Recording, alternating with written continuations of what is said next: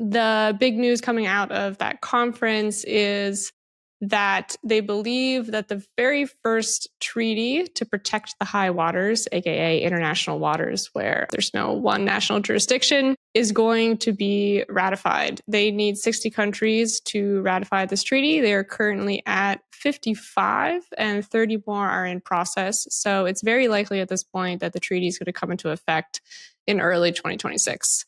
And that's going to allow countries that have signed on to the treaty to do a few things. Number one, to have a vote on establishing marine protected areas on the high seas. So there are plenty of countries that have marine protected areas in their own waters. In fact, it's one of the fastest moving sustainable development goals that the UN has set to try to meet by 2030. Not that we are close to meeting it, but just one of the fastest moving, just so I'm clear about that. But there are very few on the high seas. There are some, but it's very scattered. So this treaty is going to allow countries to negotiate about setting up new ones. And they are also creating a sort of benefit sharing program for any discoveries made on the high seas. So specifically, this means like bacteria, sponge, coral that ends up in pharmaceuticals or cosmetics or biotech. The idea is that the benefits of those discoveries are going to be shared among all of the countries. How exactly that's going to work is not entirely clear, but that is the idea. Last but not least, it makes the signatories to the treaty conduct an environmental impact assessment for anything that they're doing on the high seas. So fishing, deep sea mining, things that are potentially environmentally destructive.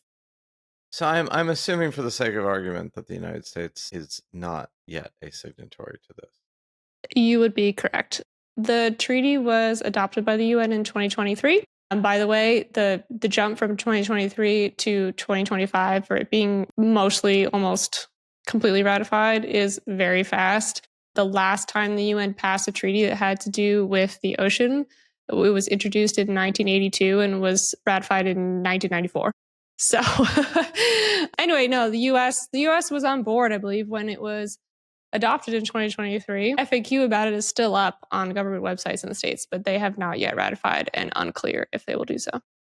I would not hold my proverbial breath for the Trump administration ratifying this treaty.